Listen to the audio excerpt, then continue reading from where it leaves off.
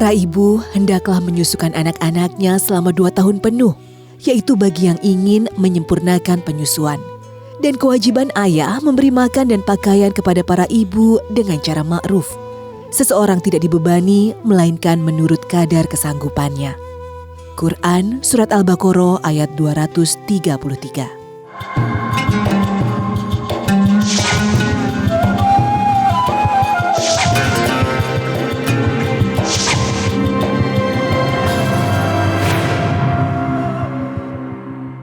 Assalamualaikum warahmatullahi wabarakatuh. Selamat pagi pemirsa Tawakal yang dirahmati Allah Subhanahu wa taala. Senang sekali saya Farid Hasan kembali menjumpai Anda. Dan pemirsa, alhamdulillah di studio kami sudah bersama dengan Bapak Ustadz Muhammad Ziyad. Assalamualaikum Pak Ustadz. Waalaikumsalam warahmatullahi wabarakatuh. Selain Ustadz Muhammad Ziyad juga sudah hadir bersama kami seorang narasumber bernama Mbak Nancy. Assalamualaikum Mbak Nancy. Waalaikumsalam. Ya Pak Ustadz dan Mbak Nancy, tadi kita awal melihat sama-sama itu adalah cuplikan dari beberapa reka adegan yang menimpa masa lalunya Mbak Nancy. Nah, Mbak Nancy bisa langsung ceritakan, tapi sebelumnya kita juga mengucapkan prihatin atas yang terjadi ya Mbak ya. Bisa ceritakan Mbak, awal mulanya dari mana ya? Jadi gini Mas, awal mula itu saya hadir di acara reuni SMP saat itu. Di situ saya bertemu dengan suami saya. Awalnya sih kita memang hanya teman aja, teman biasa gitu. Sebulan setelah acara reuni itu, suami saya ngajak saya untuk menikah. Terus kemudian setelah menikah? Pada saat ngajak untuk menikah itu, sebelumnya ibu saya itu tidak merestui. Di situ saya berusaha untuk meyakinkan ibu saya. Alasan ibu saya tidak merestui itu karena suami saya ini belum bertemu dengan ibu saya pada saat itu. Tapi karena suami saya ini memaksa terus untuk mau menikah dengan saya disuruh ambil keputusan saat itu. Hingga menjelang pernikahan kami, akhirnya ibu saya mengizinkan, memberikan restu, dan kami pun menikah tanpa keluarga saya hadir di situ. Tanpa hadir keluarga, berarti iya. mohon maaf, yang sebagai wali nikahnya siapa?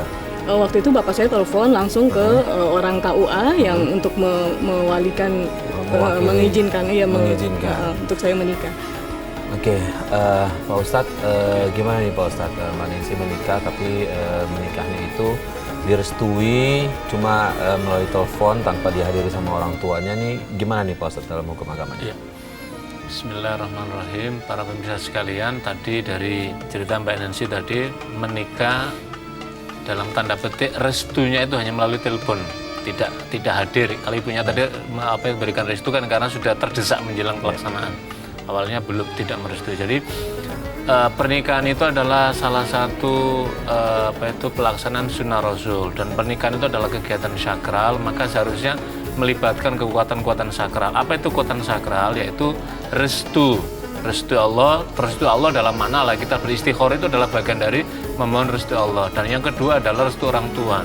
Kenapa orang tua menjadi penting? Sebab Nabi menyatakan ridullah fi ridul walidain. Keridhaan Allah tergantung pada keridhaan orang tua. Lah kita memohon keridhaan Allah ini supaya mempermudah jalan kehidupan rumah tangga yang akan dijalani.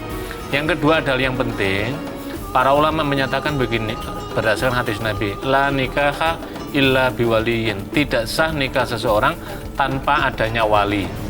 Kalangan ulama kemudian menimbulkan pertanyaan lagi, apakah tidak sahnya itu nikah, apa itu walinya harus hadir ataukah walinya yang kemudian akan memberikan restu?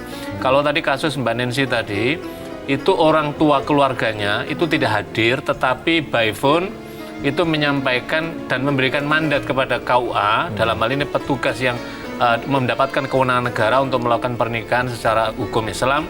Dan kemudian maka by phone ini sesungguhnya sah, dibolehkan, berarti sudah bersama wali, artinya wali telah mewakilkan mandat pada dirinya dari Allah untuk menikahkan anaknya, diwakilkan kepada namanya hakim, namanya wali hakim ini, yaitu negara yang diwakili oleh KUA, maka nikahnya sah karena ada wali, kemudian ada mempelai laki dan perempuan, dan ada saksi-saksi.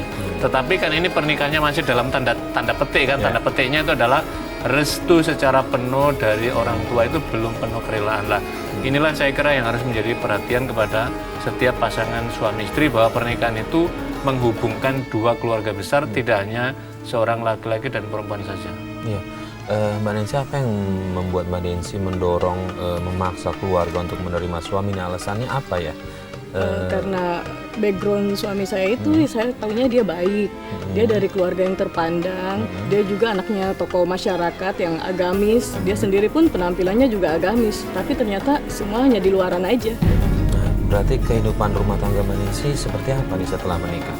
Sebulan setelah menikah, di situ baru saya tahu semuanya kalau ternyata suami saya itu dia pengguna narkoba.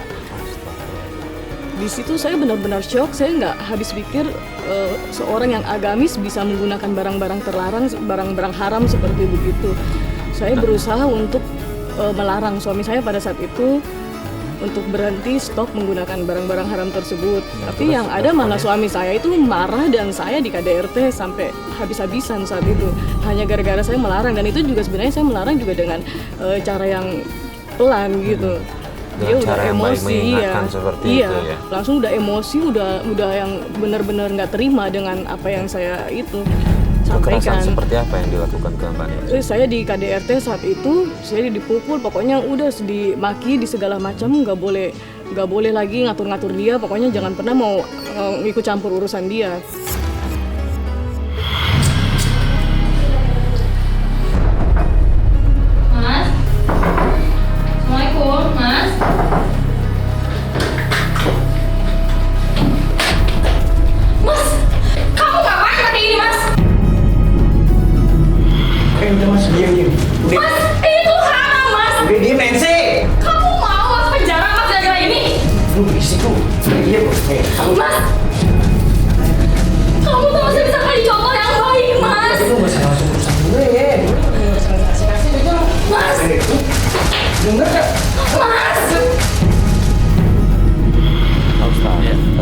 Memang suami punya kewenangan penuh terhadap istrinya dalam hal yang positif selalu ya Pak Ustadz. Tapi ini adalah kewenangannya adalah ketika istri menegur yang baik, tapi suami justru reaksinya seperti itu nih Pak Ustadz. Iya.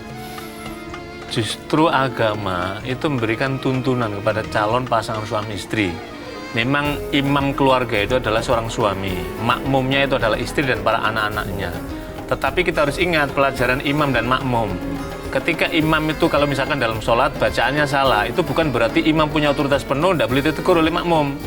Makmum kan memberikan teguran dengan apa? Subhanallah. Apa makna lambang subhanallah? Ini adalah lambang memuji kepada keagungan Allah bahwa manusia memiliki salah. Maka diluruskan kesalahan itulah. Dalam konteks kita analog dalam kehidupan keluarga, maka ketika suami ada kesalahan, maka inilah tugas backup yang kedua itu adalah seorang istri yang bisa memberikan tutur kata yang baik untuk menjadi pengingat pada istri, pada suaminya. Karena inilah pentingnya. Kenapa di dalam pernikahan itu hadis Nabi itu menjelaskan wanita itu dinikahi dalam 4 hal. Yang pertama itu apa? Yang pertama itu adalah karena kecantikannya, harta bendanya, karena kecantikannya, karena keturunannya, dan karena agamanya. Lantas agama memberikan panduan penting, fadfar bidzatid, pilihlah faktor agamanya sebagai faktor yang dominan menjadi pilihan menjadi seorang istri. Apa maknanya? Karena agama inilah yang akan menuntun dirinya dan keluarganya, dan terpenting adalah mendidik pada anak-anaknya lah.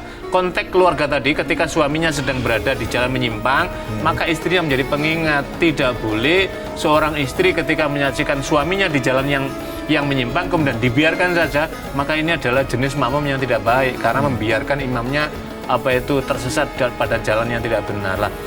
Cuman persoalannya kemudian tadi kan suaminya kemudian naik pitam, yaitu temperamen, dan kemudian akhirnya menggunakan jalan kekerasan. Tentu suami yang semacam ini sangat dicela oleh agama. Rasul SAW dalam suatu kesempatan ketika ada seorang suami mengadu kepada Rasul dan kemudian menyampaikan istrinya begini-begini dan seterusnya, maka ternyata Rasul menegur kepada suaminya tadi, hendaklah tetap berperangai yang baik. Kemudian Rasul mengatakan, sesungguhnya aku adalah orang yang terbaik yang memperlakukan pada keluargaku. Jadi maknanya teladan kita Rasul dalam hal berkeluarga. Tapi saya tuh udah berusaha menahan amarah saya Pak Ustadz sebenarnya dengan semua yang dia lakukan ke saya, khilaf dia memukul saya, semua saya sudah berusaha bertahan sekuat saya semampu saya. Tapi ternyata memang saya benar-benar tidak sanggup, apalagi setelah saya tahu ternyata suami saya itu bermain api di belakang saya. Bermain api maksudnya? Dia selingkuh, dia punya wanita-wanita lain di belakang saya, dan pada saat itu saya sedang hamil. Saya tahu ternyata dia di luaran sana suka jajan dan suka bergonta-ganti wanita malam. Mbak Nancy dapat info itu dari mana? Saya dapat chattingan mereka di handphone suami saya, tidak sengaja saya buka percakapan mereka. Di situ saya tahu semuanya kalau suami saya itu ternyata sering memakai wanita-wanita malam itu untuk check in di hotel untuk memakai narkoba dan memuaskan hawa nafsunya.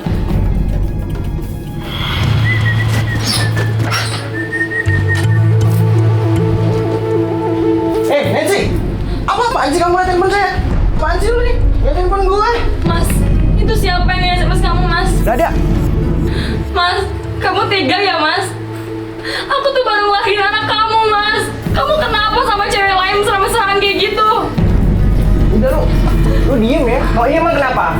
Lu mau nangis, lu mau sedih. Masalah buat lo. Kamu tuh sadar dong, Mas. Jadi masa urusan gue. Ya. Karena aku punya resepmu. Apa? Lu ngomong apa lo? Dasar istri kurang ngajar.